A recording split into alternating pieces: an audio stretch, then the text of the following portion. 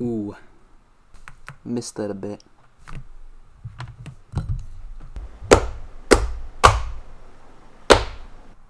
I really have to find a better way of syncing up the audio and the visuals. If you've ever been in North Adams, Massachusetts, you will have most likely seen the large storefront buildings on Main Street, overthrown by a bunch of empty retail spots along with massive parking lots, and Papagenos. Among all of that, however, there is a small abandoned theater that is infamous for its glamour, but also being a building that never seems to find a purpose. The building in question is the infamous Mohawk Theater. The Mohawk Theater's life actually starts all the way back in 1926, when it was initially going to be built by a man named George Mosser, who never ended up going through with his plan due to the discouragement he felt after he found out the Sullivan brothers, the town's theater tycoons, were building another theater. Later on in 1937, a new theater was planned to be built by E.M. Lowe, the president of E.M. Lowe Theaters.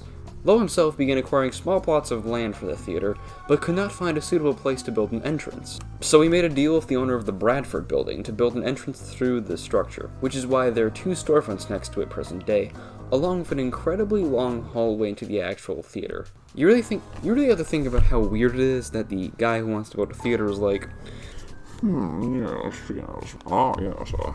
we're going to build an entrance straight through a building, right through the middle of it.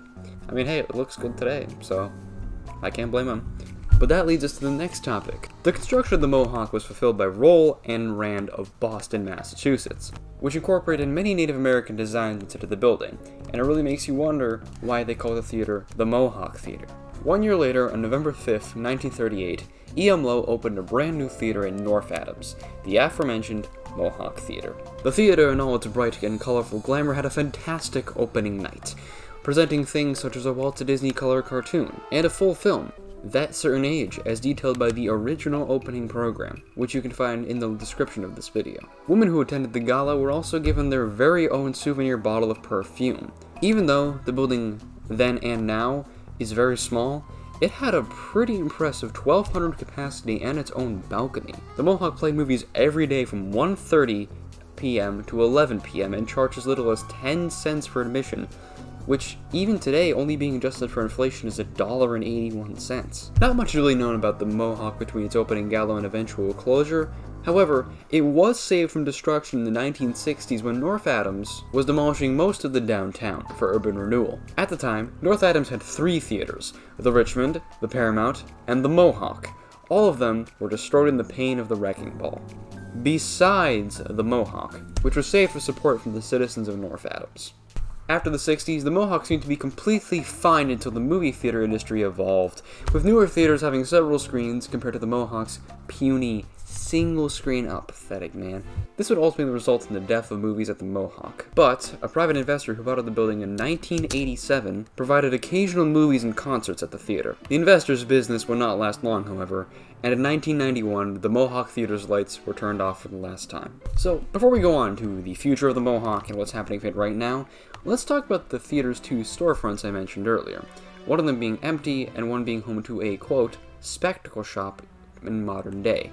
That shop in question, the spectacle one, has been there for more than 2 decades, and that's proved by this photo from 1996, which also shows that the current empty storefront back in the day was home to a flower shop, which I assume its name is Green's Flowers, but you can't really tell with the lamp in the way. Later on, the former flower shop became a small gallery for a city initiative known as Down Street Art, but since the existence of the flower shop and apparently a nail salon at some point, it's been a dark storefront.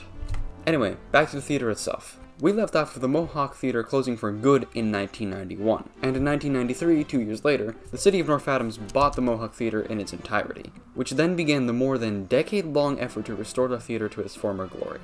And that effort still goes on to this day. Then Mayor John Barrett III knew it was a very risky move to buy the theater, but knew it would be worth it, saying, "The acquisition of this property will allow us to proceed with the renovation of this historic theater. I am confident with community participation and private fundraising, the restoration of the Mohawk will become a reality." Currently, the Mohawk Theater has only completed Phase 1 of its restoration, with Eastern General Contractors of Springfield, Massachusetts, completing the removal of the Art Deco interior, seating, lighting, and really as much as possible, with all the material being put into storage for future use. It currently stays that way today in June 2019, with the only thing stopping the theater's restoration being what to actually use the property for.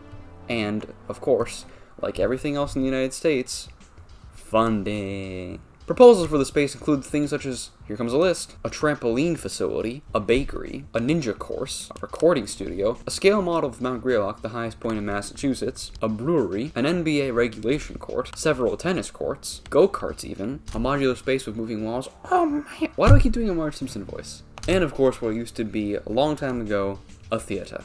In February 2019, the Mohawk Theater was proposed to be declared unnecessary municipal property by incumbent mayor Tom Bernard, meaning it could be sold to a potential investor. Along with that, in April 2019, the city began laying out necessary moves for any potential buyer to follow in order to acquire and utilize the property. And that's pretty much everything about the Mohawk. At the time of filming it in June 2019, there's still no definitive answer of what the former theater will actually be. Which is sad, because I really want to see it become something. It's something that always had a special place in my heart, which is why I've been doing these 2 history videos in North Adams. But with that being said, the next few videos I believe we're going to change things up, move out a bit more, stay in Massachusetts still, but we're still going to move a bit more out of this town that like almost no one in the world knows about.